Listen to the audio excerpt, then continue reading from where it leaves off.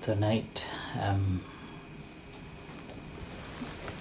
we have different guests here, and they are staying for 4 days because they lost their two sisters or daughters in a fire and performing this Hindu rituals.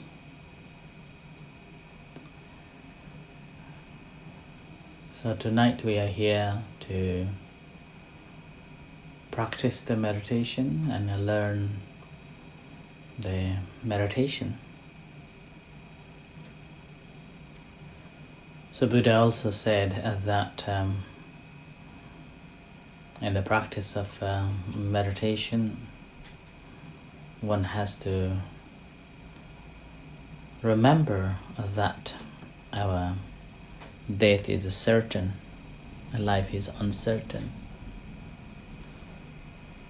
And as a result of that, Buddha encouraged all the Buddhists or all the practitioners to reflect that our death is so easily can be faced, and we do not know when and how, in which condition we are going to die. So as a result of that, the Buddha encouraged us to live life very skillfully before the death comes. And ability to be mindful in every aspect and every day and every moment. As there was a conversation with the Buddha, when the Buddha asked the monks, how many times do you reflect at the death? Then there were a monk saying that they reflect the day and night. And some monks were saying that they reflect on just for the night or the day. So as a result of that, the Buddha eventually said that we have to be mindful of the breath, every breath, mindful of the death in every breath. And the question is to be mindful of the breath. How do we mindful of the breath? Sometimes we see that the breath is much easier to pay attention to, but it is a very subtle practice, and it's very difficult practice of this breathing meditation. So breathing meditation is also a part of a learning about our body, because the body and the breath becomes so related, interrelated, and it both functions with that breath. So the breath and the body works hand in hand. In the meantime, this breath has also very different stages of the breath. Sometimes it can be very subtle, sometimes it can be very coarse, sometimes it can be very smooth, and other times cannot be smooth. And each different breaths, again, has got a strong link. Going up. A link with our emotions and feelings. Depending on changing feelings, the breath also changes too. And depending on, again, the breath, our feelings can change too. So this breath is something that we can work in two ways. The one, we can play with it, and the second, we can work with it. Right? So playing here means we can control, we can make it longer, we can make it shorter, whichever way we would like to let it be.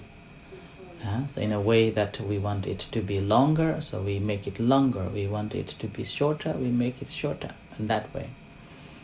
So this is in the process of what we want it to be.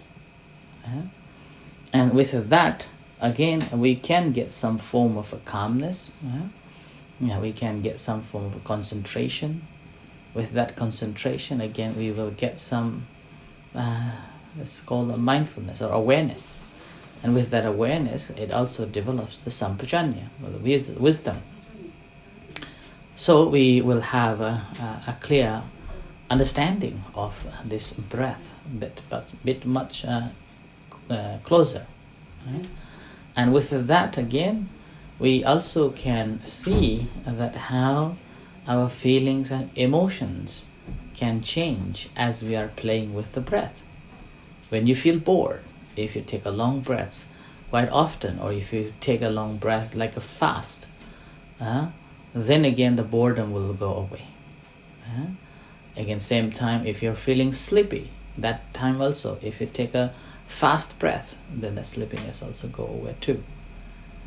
And if you are restless and thinking so many things happening in your mind, that again moment you can take a long breath or a fast breath. So again, so mind will settle down too. So this way. And again, same way we can make it smoothly and a long way. And that also helps to calm the body as well as calm the mind. So that's why this is the first way that we are playing with the breath. And by playing with the breath, slowly you can relate to the body, you can relate to your feelings, you can relate to your emotions. Now the second one is working with it. So we are working, it's like we are having a table, a working table. So the breath is like a working table. So we are having this, and then we're paying attention to this breath. We are not interfering with it, let it flow. But in the meantime, as we are watching, whatever we put in there, whatever coming on the table, we become aware of that. Consciously aware of that, everything that's coming. And with that mind, slowly what happens is that whatever comes, we become aware of that and let it be. Aware of that, let it be. And that awareness and letting it be, again, calms the body, calms the mind. So with that calming the body and calming the mind, what happens that eventually, again, we will get the concentration. And this concentration becomes momentary concentration. And with that momentary concentration, we will have a momentary samadhi, a sati, a momentary sati. And then a moment from the momentary sati, we will have a momentary sampajanya. So with that momentary sampajanya, what happens? If we can have this momentary, after momentary, continuously, and that becomes stronger and stronger. So with that, we will gain a deeper understanding of that. So that's why we have to work with this breath, so that we know exactly how this breath is working. It is not just paying attention to it. We have to work with it in so many different ways. And that's why this is also a part of the practice of a samatha meditation as well, developing the concentration meditation. So you can practice in many various ways, many different ways, and after doing that, then a mind simply gets the samadhi. When the mind gaining the samadhi and the rest of other things slowly beginning to unfold, and with that slowly you will get more excited and you want to do more on that practice. Okay, so I offer this as a reflection to practice meditation.